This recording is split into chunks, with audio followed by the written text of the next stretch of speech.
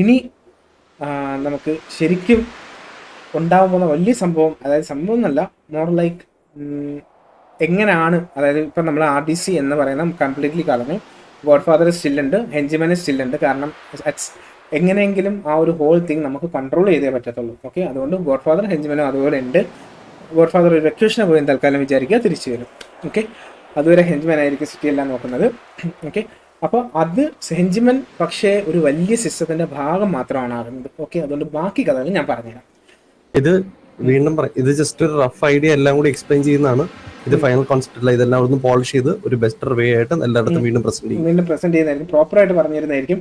നിങ്ങൾ എല്ലാവരും like lore എന്താണ് വ്യത്യാസം എന്നത് മനസ്സിലാക്കാൻ വേണ്ടി നിങ്ങൾ മാപ്പ് 3ആയിട്ട് സ്പ്ലിറ്റ് ചെയ്തത് നിങ്ങൾ ശ്രദ്ധിച്ചിട്ടുണ്ടാവും. ഓക്കെ, അപ്പോൾ ഇനി ഒരു തവണ പറയാം, കൺഫ്യൂഷൻ പേടിക്കേണ്ട. ഇതിന് ശേഷം ഒരു ഗ്യാങ് മീറ്റിംഗ് ഉണ്ടാവും, അതിൽ നമ്മൾ നല്ല രീതിയിൽ ക്ലാരിഫൈ ചെയ്യാം. ഓക്കെ, എല്ലാ സംശയങ്ങളും നമുക്ക് ക്ലാരിഫൈ ചെയ്യാം. മാപ്പ് നമ്മൾ 3ആയിട്ട് സ്പ്ലിറ്റ് ചെയ്തിട്ടുണ്ട്. നിങ്ങൾ ശ്രദ്ധിച്ചിട്ടുണ്ടാവും സൈഡിൽ ഈ ഒരു നെയിം പോലെ ഈഡൻ, ഡ്യൂൺ, അതുപോലെ തന്നെ ഇത് സബ്മിറ്റ് എന്ന് പറഞ്ഞ് നമ്മൾ 3, ശരിക്കും പറഞ്ഞാൽ ഒറിജിനൽ കാറ്റഗറിയിൽ പ്രൊവിൻസ് അല്ലെങ്കിൽ ഒരു 3 ഡിസ്ട്രിക്ട് എന്ന രീതിയിൽ നിങ്ങൾ കൺസിഡർ ചെയ്യുക. ഓക്കെ, ഇത് 3 ഡിഫറെൻറ്റ് ഡിസ്ട്രിക്ട്സ് ആണ്. ഈഡനിലാണ് നമ്മുടെ മെയിൻ സിറ്റി ലോസ് ആൻഡേഴ്സ് ഏരിയസ് എല്ലാം വരുന്നത്. ഡ്യൂൺ, ഓക്കെ, നമ്മുടെ ഫോർട്ട് സാൻഗൂറോ, അതുപോലെ തന്നെ sandy area, grape seed area എല്ലാം വരുന്നത് ഡ്യൂണിലും, പെലീറ്റോ ഫുള്ള് സമ്മിറ്റിലും. ഓക്കെ, കലാശക്കൊട്ടിൻ്റെ ഒരു ഓർഡർ ഉണ്ടായിരുന്നു, നിങ്ങൾക്ക് എല്ലാവർക്കും അറിയാം. കലാശക്കൊട്ടിൽ നമ്മളെ സിറ്റിയിലുള്ള 20 പേരോളം എല്ലാവരും പാർട്ടിസിപ്പേറ്റ് എല്ലാവരും ചെയ്തു എന്നാണ് വിശ്വാസം. അപ്പോൾ അതിൻ്റെ ഫിനാലിയിൽ നമ്മുടെ സിറ്റിയിലുള്ള മാത്രം ടീമിൻ്റെ ഓർഡറിൻ്റെ അടിസ്ഥാനത്തിൽ നമ്മൾ 3 ഡിഫറെൻറ്റ് കാറ്റഗറി ആയിട്ട് സ്പ്ലിറ്റ് ചെയ്തിട്ടുണ്ട്. ഓക്കെ, ആ 3 ഡിഫറെൻറ്റ് ടേബിൾസ് ആയിട്ട് സ്പ്ലിറ്റ് ചെയ്തിട്ടുണ്ട്. കാറ്റഗറിയല്ല, 3 ഡിഫറെൻറ്റ് ടേബിളായിട്ട് സ്പ്ലിറ്റ് ചെയ്തിട്ടുണ്ട്. ടോപ്പ് 8 ആൾക്കാർ ഫസ്റ്റ് ഗിൽഡ് അല്ലെങ്കിൽ ഒരു ടേബിൾ. ഓക്കെ, അതാണ് ഈഡനിലുള്ള ആൾക്കാർ. സെക്കൻഡ് നടുക്കുള്ള 8 പേര് ഡ്യൂണിൽ, അവസാനമുള്ള 6 പേര് സമ്മിറ്റിൽ. ഓക്കെ, അങ്ങനെ 20 ഗ്യാങ്ങുകളെ നമ്മൾ 3 ഡിഫറെൻറ്റ് ഗിൽഡിലേക്ക് സ്പ്ലിറ്റ് ചെയ്തേക്കാണ്. ഓക്കെ, ആദ്യം തന്നെ ഈ ഒരു ഈഡൻ മാത്രം കൺസിഡർ ചെയ്യണം. ഈഡനിൽ 8 ഗ്യാങ്ങുകളുണ്ട്. ഓക്കെ, ഈ ഇപ്പം പണ്ടത്തെ RDCയുടെ ഹൈറാർക്കി അല്ല, RDCയുടെ ഹൈറാർക്കി ജസ്റ്റ് മനസ്സിൽ വെച്ചേക്കുക, ആ പവർ അല്ല, ഹൈറാർക്കി മാത്രം മനസ്സിൽ വെച്ചേക്കുക. ഓക്കെ, അപ്പോൾ ആ RDCയുടെ ഹൈറാർക്കി കിട്ടാൻ പോകുന്നത് ഓരോ ഗിൽഡിലുള്ള ടോപ്പ് 3 ഗ്യാങ്സിനാണ്. അതായത് ഈ 8 ഗ്യാങ്ങുകൾ ഇപ്പം ഓക്കെ ABCD, ഈ 8 ഗ്യാങ്ങുകൾ Aക്കും Bക്കും Cക്കും ആയിരിക്കും RDCയുടെ ഹൈറാർക്കി കിട്ടാൻ പോകുന്നത്. ഓക്കെ, അതായത് ഈ ഗിൽഡിനകത്തൊരു ഇഷ്യൂ ഉണ്ടായാൽ അത് ഡീൽ ചെയ്യേണ്ടത് ഈ ടോപ്പ് 3 ഗ്യാങ്ങിൽ ഒരെണ്ണം, but on priority basis. Okay, അതായത് ടോപ്പിലുള്ള ഗ്യാങ് ഇപ്പോൾ A ആണെന്ന് വിചാരിക്കുക. ഓക്കെ, അപ്പം Dയും Gയും തമ്മിൽ അടിയുണ്ടായി. ഓക്കെ, അല്ലെങ്കിൽ Eയും Gയും തമ്മിൽ അടിയുണ്ടായി എന്ന് വിചാരിക്കും, A ആയിരിക്കും ഡീൽ ചെയ്യുന്നത്. അഥവാ Aയും Eയും തമ്മിലാണ് അടിയുണ്ടായെങ്കിൽ സ്വാഭാവികമായിട്ട് Aക്ക് ഡീൽ ചെയ്യാൻ പറ്റാത്തതുകൊണ്ട് B ആയിരിക്കും ഡീൽ ചെയ്യുന്നത്. അങ്ങനെ ഓക്കെ, പ്രയോറിറ്റി അടിസ്ഥാനത്തിലാണ് ആ ഒരു ഡിഫറൻസ് വരുന്നത്. എന്നിരുന്നാലും ഇഷ്യൂസ് എന്തൊക്കെ സംഭവിച്ചാലും ഈ 8 ഗിൽഡുകൾ തമ്മിലുള്ള ഇഷ്യൂ ഈ 8 ഗിൽഡിനകത്ത് തന്നെ ഇരിക്കണം. ഒരു കാരണവശാലും മറ്റൊരു ഗിൽഡ്, അതായത് ഡ്യൂണിലുള്ള ഗിൽഡിലേക്ക് ഇത് പോകരുത്. മനസ്സിലായി? അതാണ് ഏറ്റവും വലിയ ഡിഫറൻസ്. ഓക്കെ, ഓരോ മാസവും ഇത് മാറും. ഈ ഗിൽഡിലുള്ളത് ഈ വെറുതെ ആദ്യം മാത്രമാണ് നമ്മൾ ഈ അടിസ്ഥാനത്തിൽ ഗിൽഡ് സ്പ്ലിറ്റ് ചെയ്തത്.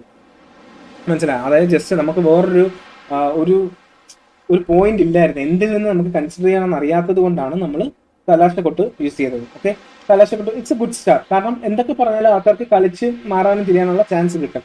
അതെങ്ങനെയെന്ന് പറഞ്ഞുതരാം. ഓക്കെ, അപ്പോൾ ടോപ്പ് 8. ഓക്കെ, ഇനി 2 തരം പോയിന്റ്സ് ഉണ്ടാവും. പോയിന്റ്സിന്റെ പേര് ഇതല്ല, പോയിന്റ്സ് എന്താണെന്ന് പറഞ്ഞുതരാം. 1 റോൾ പ്ലേയുടെ അടിസ്ഥാനത്തിൽ കിട്ടുന്ന ഒരു പോയിന്റ്, 2 ഓപ്പൺ വാറിന്റെ അടിസ്ഥാനത്തിൽ കിട്ടുന്ന ഒരു പോയിന്റ്. ഈ 2 പോയിന്റ് ആഡപ്പ് ആവും.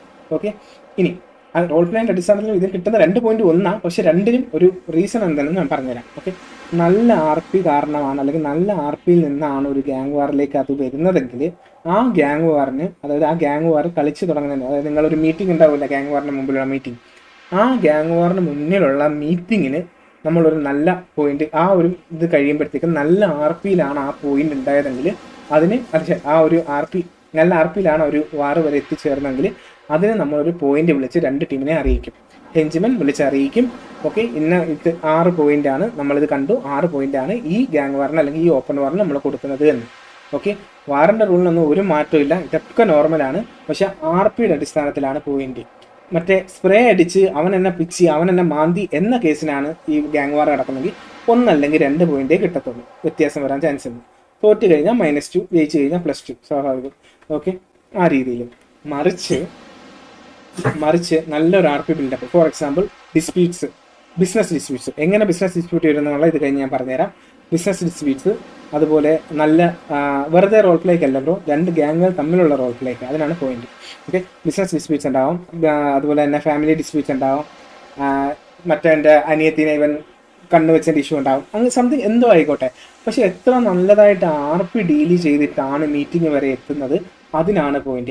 അതിൻ്റെ അകത്ത് നമുക്കിപ്പോ ഈ ഇടയിൽ വെച്ചിട്ട് ചുമ്മാ ഓറ വിളിച്ചടിക്കണം എന്നുണ്ടെങ്കിൽ ഈ സ്പ്രേ പെയിന്റിന്റെ ഒരു ഇത് വരുന്നുണ്ട്. സ്പ്രേ പെയിന്റ് യൂസ് ചെയ്തിട്ട് നിങ്ങൾക്ക് ആ ഓറ ചെയ്യേണ്ട, അതായത് ഓപ്പോസിറ്റ് പോയി നിന്നിട്ട് ഏത് ആളുടെ അടുത്താണോ നിങ്ങൾക്ക് പോയി, ഏത് ഗ്യാങ്ങിന്റെ അടുത്താണോ നിങ്ങൾക്ക് പോയി വോർ ചെയ്യാൻ താല്പര്യം എന്നുണ്ടെങ്കിൽ നിങ്ങൾ പോയിട്ട്, റീസൺ അതിന് പ്രത്യേകിച്ച് കാരണമൊന്നുമില്ല, എന്തെങ്കിലും ചെറിയ തൊട്ട പിടിച്ച റീസൺ ആണെങ്കിൽ നേരെ പോയിട്ട് അവരുടെ ഗ്യാങ് ഹൗസിന്റെ മതിലിൽ നിങ്ങൾക്ക് നിങ്ങളുടെ ഗ്യാങ്ങിന്റെ പേര് എഴുതി വെക്കാം.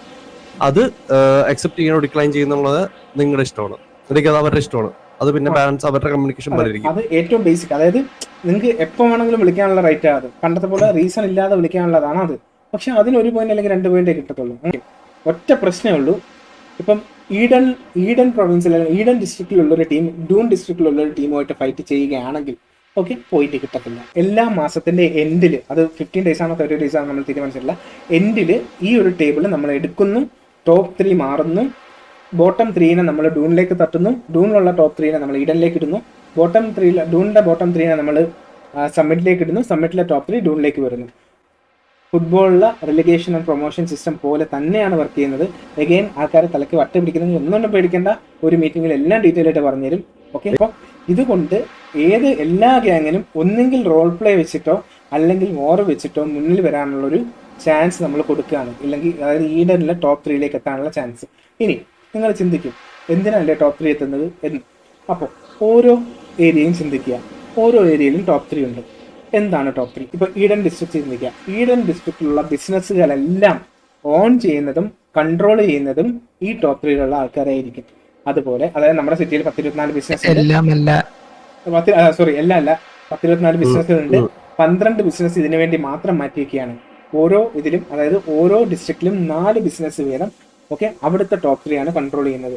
മന്ത് എൻഡിൽ ഓണർഷിപ്പ് മാറും, ആ മന്ത് എൻഡിൽ പുതിയ ആൾക്കാർക്ക് ബിസിനസ് പോകും. ഓക്കെ, അങ്ങനെ. അപ്പം അതായത് പുതിയ ആൾക്കാർക്ക് പോകണമെങ്കിൽ ആ ടോപ്പിൽ കിടക്കുന്ന ആൾക്കാർ താഴേക്ക് വന്നാൽ okay. Same goes for Doon. അതായത് ഡൂണിൽ ഒരു പക്ഷേ ഡൂണിൽ കിട്ടാൻ പോകുന്ന ബിസിനസ് സ്വാഭാവികമായിട്ടും ഈഡനിൽ റെലിഗേറ്റ് ആവുന്ന 3 പേരായിരിക്കും. അത് നിങ്ങൾക്ക് ചിന്തിക്കാമല്ലോ, ഈഡനിൽ റെലിഗേറ്റ് ആവുന്ന 3 പേരായിരിക്കും ഓക്കെ ഡൂണിൽ ബിസിനസ് കൺട്രോൾ ചെയ്യാൻ പോകുന്നത്. അങ്ങനെ ടോപ്പ് 3. ഓക്കെ, ഐ ഹോപ്പ് നിങ്ങൾക്ക് ഒരു ഐഡിയ കിട്ടിയെന്ന്. അതായത് നമ്മുടെ സിറ്റിയിൽ ഓക്കെ പണ്ട് നമ്മൾ നെഗറ്റീവ് പോസിറ്റീവ് 2 വശങ്ങളായിരുന്നല്ലോ. ഇന്ന് ഇതെല്ലാം ആ ക്യാപ്സ്യൂളിലാണ് വരുന്നത്. ആ ക്യാപ്സ്യൂൾ ഒരു ഓർഗനൈസേഷൻ, ജസ്റ്റ് ചിന്തിക്കുക, ആ ഓർഗനൈസേഷൻ്റെ പേരൊരു എന്തെങ്കിലും, ആ ഒരു ക്യാപ്സ്യൂൾ എന്ന് തന്നെ ഞാൻ യൂസ് ചെയ്യാം, അതൊരു വലിയ ഓർഗനൈസേഷനാണ്. ആ ഓർഗനൈസേഷൻ്റെ അണ്ടറിൽ വരാൻ പോകുന്നത് ഓക്കെ, ശ്രദ്ധിച്ചു കേട്ടോ, ഈ ഹൈറാർക്കി വെച്ചിട്ട്, അതായത് ഈ ഈഡനിലുള്ള ടോപ്പ് 3യിലുള്ള ഗ്യാങ്ങുകളിലെ ലീഡേഴ്സ് ഓക്കെ, അവരുടെ ടോപ്പ് 3യിലുള്ള ഗ്യാങ്ങുകളിലെ എല്ലാ ലീഡേഴ്സും അങ്ങനെ, അതായത് ഈഡനിലെ ഡൂണിലെ സമ്മിറ്റിലെ അവർ സെറ്റിന്റെ ഹെഡ്, CCPDയുടെ ഹെഡ്, ബിസിനസ് ഹെഡ് ഉണ്ടെങ്കിൽ അത്, മേയർ, ഹെഞ്ച്മാൻ, ഇവരെല്ലാം ഈ ഒരൊറ്റ ക്യാപ്സ്യൂളിൽ അണ്ടറിലാണെന്ന് മാത്രമല്ല സിറ്റിയുടെ മുന്നോട്ടുള്ള ഓരോ കാര്യങ്ങളും ഡിസ്കസ് ചെയ്യാൻ പോകുന്നത് ഇതൊരു അണ്ടർഗ്രൗണ്ട് തിങ് ആണ്. നിങ്ങളാരും അറിയത്തില്ല, അതായത് നോർമൽ സിറ്റിസൺ ഇത് അറിയാൻ പോകുന്നില്ല, മനസ്സിലായോ? ഓക്കെ, അപ്പോൾ ദ ഹോൾ തിങ് ഈ ഒരു ക്യാപ്സ്യൂളാണ് കംപ്ലീറ്റ്ലി എല്ലാം കൺട്രോൾ ചെയ്യുന്നത്. നാളെ ഒരു പുതിയ സാധനം വരണമെന്ന് വരെ തീരുമാനിക്കുന്നത് ഈ ക്യാപ്സ്യൂൾ. അതായത് ഓരോ സാധാരണക്കാരുടെ ഏതൊരു സിറ്റിസന്റെയും റെപ്രസെന്റേറ്റീവ് ആവാൻ പോകുന്നത് ഈ പറയുന്ന ഗ്യാങ് ലീഡേഴ്സ് അല്ലെങ്കിൽ family business owners, normal business owners, option ചെയ്ത ബിസിനസിന്റെ ഓണേഴ്സ്, അതുപോലെ CCPD ഹെഡ്, റിസർട്ടിന്റെ ഹെഡ്, ഈ ഹെഞ്ച്മനോട് ഡയറക്റ്റ് നിങ്ങൾ കൺസിഡർ ചെയ്ത അത്, ഇതെല്ലാം അറ്റ് ദ എൻഡ് എത്താൻ പോകുന്ന പോള് ഈ ഒരു ക്യാപ്സ്യൂളാണ്. ഓക്കെ, മെയിൻ ആയിട്ട് ഒയാസിസ് എന്ന് പറഞ്ഞിട്ടുള്ള ഒരു ഗ്രൂപ്പ്, അതിന്റെയാണ് ശരിക്കും നേരത്തെ പറഞ്ഞ പോലെ കോർപ്പറേറ്റ് ബിസിനസ് എന്ന് പറയുന്ന ആ ഒരു ടോപ്പ് പ്രയോറിറ്റി.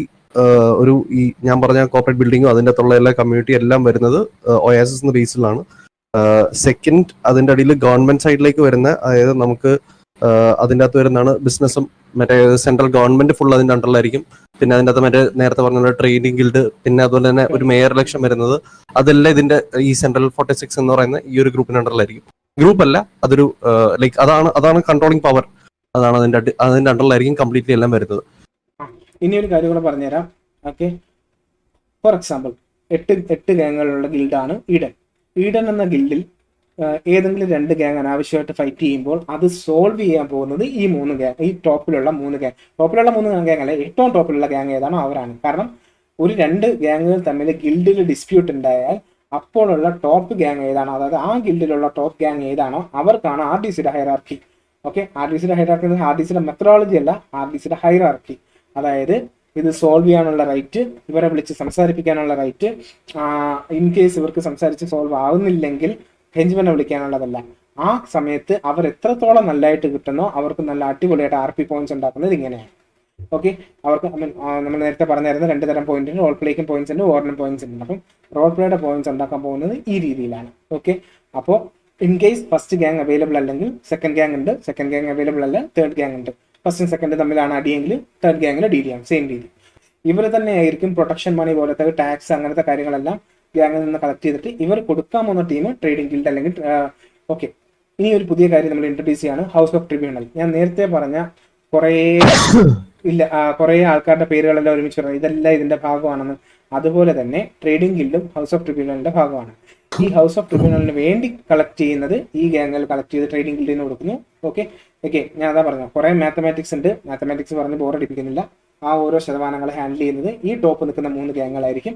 അവർക്ക് ഇഷ്ടംപോലെ RP ഇതിന്റെ അടിസ്ഥാനത്തിൽ നമ്മൾ കിട്ടുകയും ചെയ്യും, കൊടുക്കുകയും ചെയ്യും. ഒരു മിസ്റ്റർ ഹലോ ഒരു ചോദ്യം ചോദിച്ചിട്ടുണ്ട്, മീഡിയേറ്ററായി നിൽക്കണമെന്ന് നിർബന്ധമാണോ?